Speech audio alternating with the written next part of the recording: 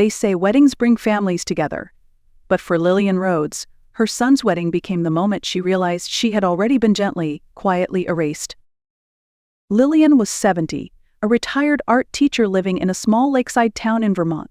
Her husband, Henry, had passed away 6 winters earlier. Since then, her world had grown smaller. Morning tea, the daily crossword, a stubborn rose bush she trimmed with more love than it probably deserved. When her son Nathan called to say he was getting married, her heart flickered with hope. Maybe this would bring them closer again.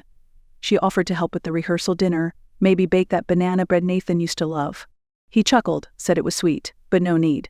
Claire and I have it handled, he added. That was the first sign. But Lillian held on to hope. She pulled out the pink dress she had been saving for years, ironed her soft blue cardigan with the pearl buttons, baked a fresh loaf of banana bread, wrapped in linen. She arrived early to the wedding, like always. The resort was elegant floor-to-ceiling windows looking out over the lake.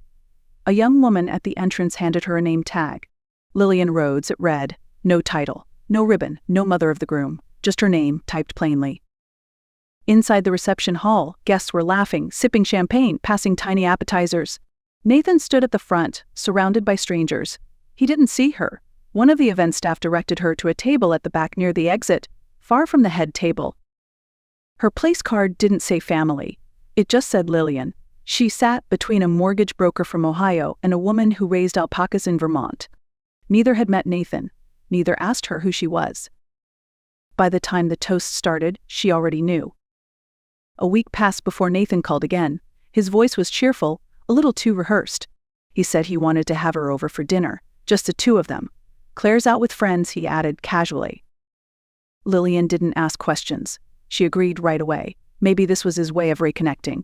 Maybe the wedding had just been chaotic, miscommunication, a misunderstanding. She wore the same soft blue cardigan she'd had on the day she brought Nathan home from the hospital. It still fit, a little looser around the shoulders now. She baked a tray of oatmeal cookies, his favorite when he was 12, wrapped them in foil and placed them carefully on the passenger seat. The drive to his house was quiet.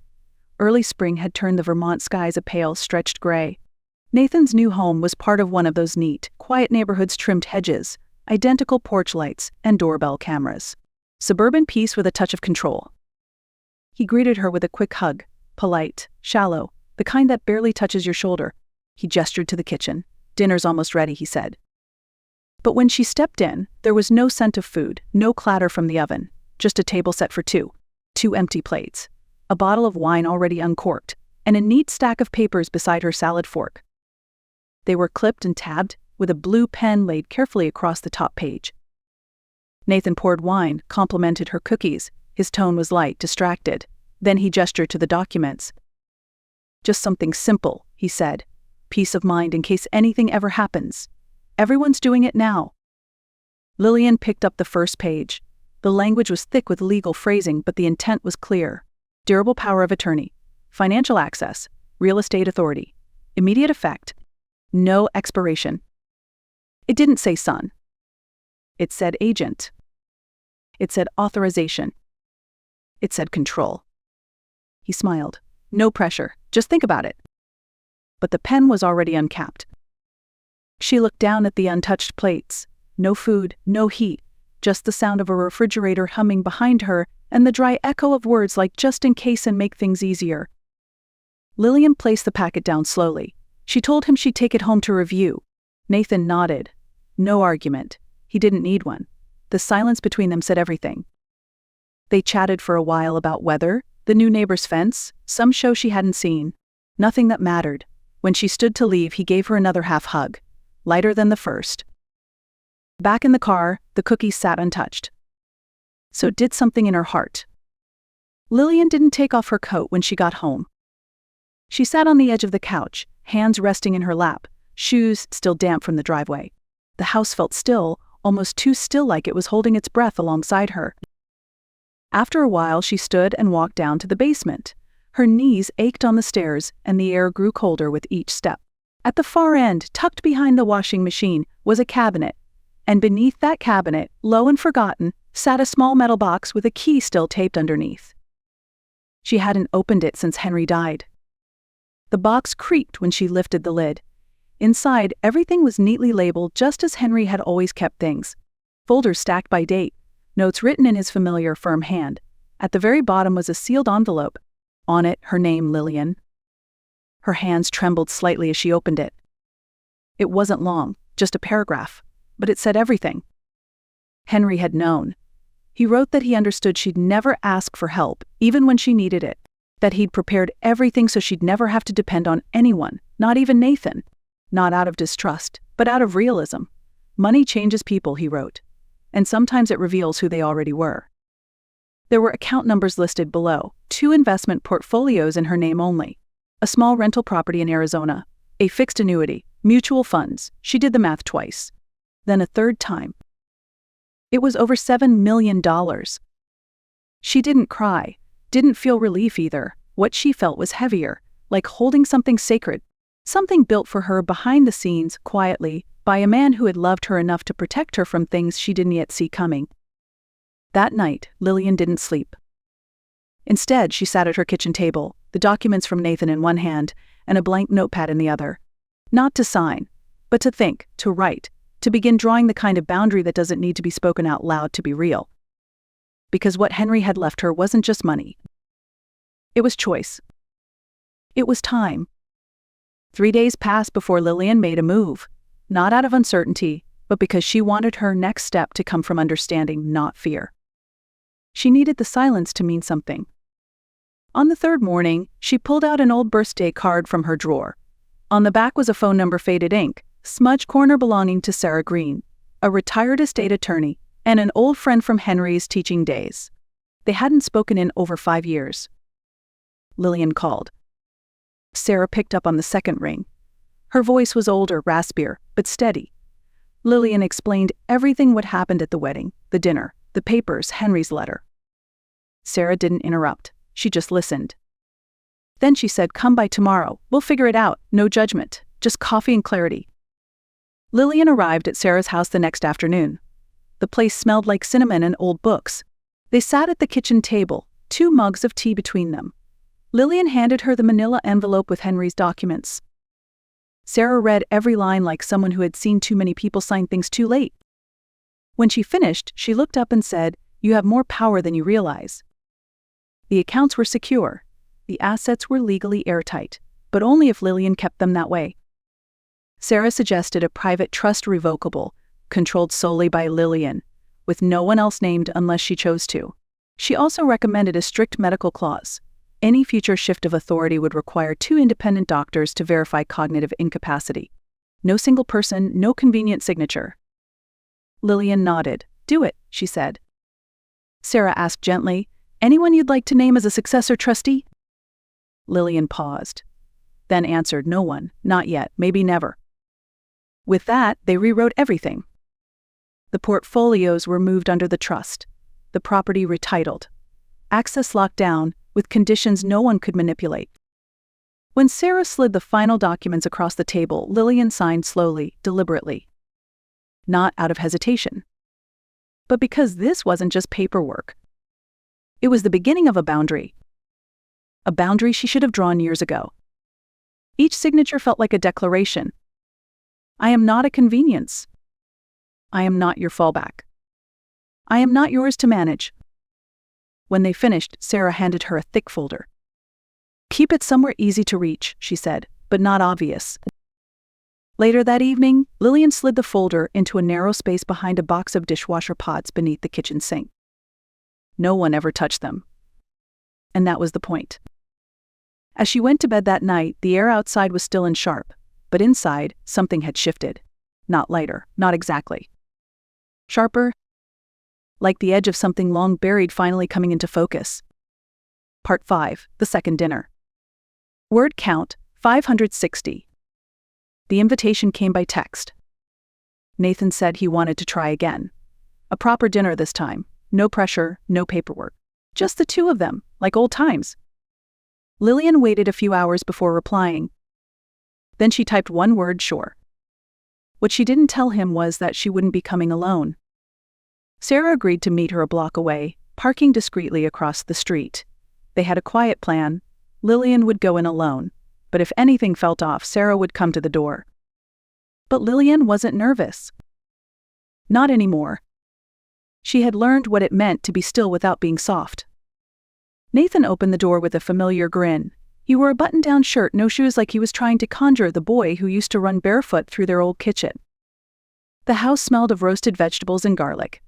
The table was set, this time with actual food. Bread, salad, plates warmed. Everything looked thoughtful. Almost convincing. They made small talk. He asked if she'd been reading anything good lately. She mentioned a mystery novel she'd picked up at the library. He nodded but didn't ask what it was about. His eyes kept shifting toward a side table where another stack of documents waited, clipped neatly with a paperweight on top. Eventually, he reached for them. His tone changed slower, gentler, but still rehearsed. He said a friend in elder law had recommended something simpler. Nothing binding. Just a provisional agreement, to help keep things smooth. He slid the new stack across the table. Lillian didn't reach for them. Instead, she opened her bag and pulled out a folded document of her own. She placed it on top of his papers without a word. Just the sound of paper touching paper. Then she took a sip of water and waited. Nathan looked confused. He unfolded it. His expression changed slowly, like someone realizing the game had already ended. It was a formal trust execution notice, signed, final. All assets moved to a private trust. Revocable only by Lillian. His face didn't twist in anger, just tightened around the edges, like someone chewing a taste they hadn't expected. Lillian spoke calmly. She said she appreciated his concern. She understood that planning for the future was important, that life was uncertain. But her plans were already made. And they were hers. Nathan asked if she had spoken to someone. She nodded. A friend, someone who understands how to be prepared without being pressured. Silence followed. Then a soft knock at the door. Sarah stepped in with practiced ease, greeted Nathan kindly, and introduced herself. Then she turned to Lillian. Ready? Lillian stood, collected her coat, thanked Nathan for dinner, and walked out the door without looking back. Outside, the breeze caught at her scarf. She didn't shiver. She exhaled. And with that breath, something heavy let go. The next morning was colder than the forecast had promised. Lillian stood at the window, toast untouched, a glass of orange juice sweating beside her. Her phone buzzed once on the counter. A message from Nathan. Just one line. You made this harder than it had to be. No hello, no name, no apology, just those words. She stared at the screen for a long time before placing the phone face down. There was no follow-up, no second text, no moment of reflection or understanding, and somehow, that silence said more than any argument could. Later that day, a second message arrived, this time from Claire. It was longer, more polished. She said she was sorry things had become tense, that they were only trying to plan responsibly. She hoped Lillian knew how much they respected her. Then she wrote something that lingered. You raised a strong son. We just wanted to support his future. Lillian read it twice. She knew what it meant, knew the subtext. The phrasing was careful, intentional. You had your time. Now step aside. She didn't respond. Instead, she opened a drawer and pulled out a stack of old photo albums. She hadn't touched them in years. As she flipped through the pages, her hands moved slowly, like brushing dust off memory. There was Nathan, 5 years old, holding a toy truck on Christmas morning, his cheeks red from playing in the snow, his smile wide enough to count the gaps in his teeth. Once, that smile had been her reason for everything. But now, looking at it, she saw something she hadn't before. Not just a boy. But a boy who had learned, without even asking, that things would be handed to him. That love looked like sacrifice, and sacrifice had no boundaries. She and Henry had made sure of it, not because Nathan demanded, but because they gave too much without asking for anything back. That night, she scrolled through old texts, messages from years ago, photos from birthdays, holidays, blurry images of their old dog curled up on the porch. Nathan used to write, "Love you," with 2 exclamation marks. Now he sent ultimatums. She began deleting the messages one by one, not in anger, but in acknowledgement. She stopped only at a short video, Nathan at 10 holding a flashlight under his chin, telling a scary story while her younger voice laughed in the background. She watched it twice. Then she closed her phone. Not everything needs a reply. Some things just need to be released. Lillian moved at the end of February, just before the last snow melted into slush and mud. Her new house wasn't far from the old one still near the lake, but tucked deeper into a quieter street. Smaller, older, the kind of place with a crooked mailbox and shutters that rattled when the wind pushed off the water. It didn't have space to host dinner parties, no extra rooms, no grand views. But it felt right. It felt like a house waiting for someone who no longer needed space to entertain, just space to exhale. She didn't bring much, only what mattered. A framed photo of Henry on the bookshelf, a few smudged recipe cards, her favorite chipped blue kettle, a ceramic owl from the garden that had never scared a single bird. Most mornings she walked to the library on Main Street, not for books really, but for the quiet, the sound of pages turning, the weight of time spent intentionally. Eventually, she started helping out behind the front desk, nothing official, just enough to keep her hands busy, to remind herself she still had more to give, even if no one was asking. That's where she met the others. Helen, who made quilts from her husband's old flannel shirts. June, who always brought peppermint tea in a worn thermos with her late sister's initials on it. And Margot, who walked with a cane but only used it once she reached the steps. They didn't become friends all at once. There were no long stories, no painful confessions. Just nods exchanged near the same shelf. A quiet understanding that grief didn't need to be allowed to be shared. And when spring came, they planted a garden behind the library. Tomatoes, basil, sunflowers. They called it the quiet corner. Because not everything that grows needs to be seen to be known. It was a Saturday morning when she saw him again. Lillian had just finished sweeping her front porch. The wind still carried the last chill of winter, but sunlight had finally broken through the clouds. She was about to go inside to make coffee when she noticed a car parked quietly at the curb. It wasn't a delivery, not a neighbor. Just Nathan. He sat behind the wheel for a while, engine off, staring straight ahead. Then, slowly, he stepped out. No suit, no polished shoes. Just a gray hoodie and jeans. His posture had changed, shoulders slumped, like someone who had been carrying a weight he didn't know how to name. He didn't walk up right away. He sat on the porch steps like he used to when he was young, when he'd wait for dinner or cool off after running barefoot through the yard. In his hand was a plain white envelope. Lillian opened the door and stood still for a moment. Then she walked down and stopped a few feet from him. He looked up. His eyes were the same, but quieter. "I'm sorry," he said. She didn't speak. "I got overwhelmed. I let the wrong things matter more than they should have." He held up the envelope. "I don't expect anything. I just wanted you to know I see it now, what I did, what it cost." Lillian didn't reach for it, not yet. Instead, she sat down on the step, not close but not far either, just enough space for the wood to creak under both of them. "I forgive you," she said softly, "but forgiveness doesn't come with a key." He looked over. "Some doors," she continued, "once they close they need time. Maybe they open again. Maybe they don't." He nodded. No argument, just a quiet acceptance. Then he placed the envelope beside her, stood up, and walked back to his car.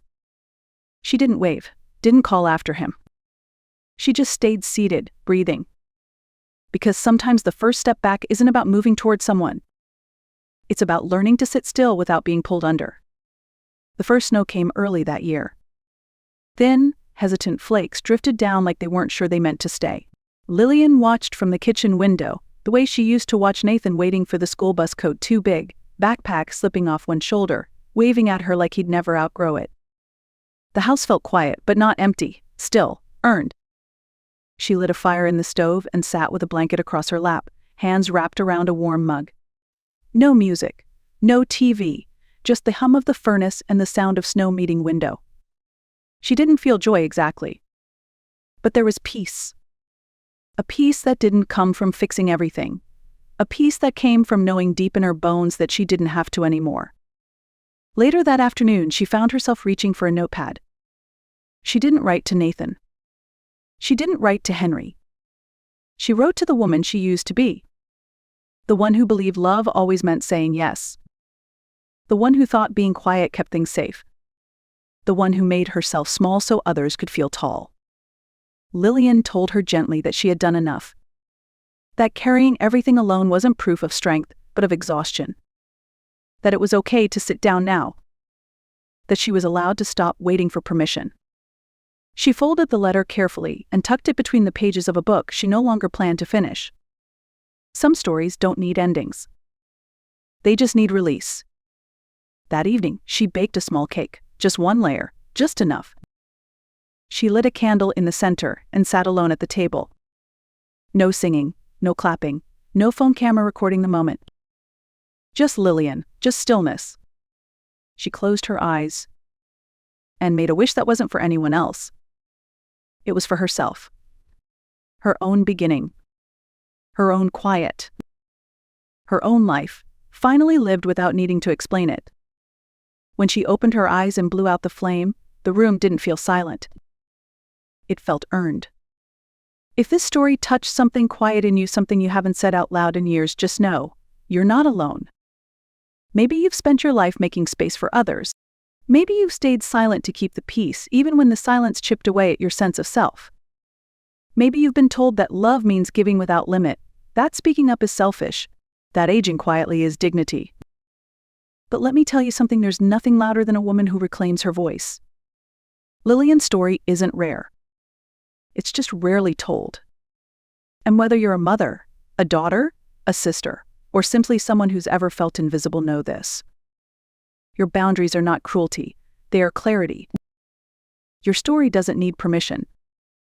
And your strength doesn't have to look like shouting to be real. If you've ever walked away from something that wanted to claim you, only to find your own voice waiting on the other side, I hope you carry that voice gently. Because it's yours.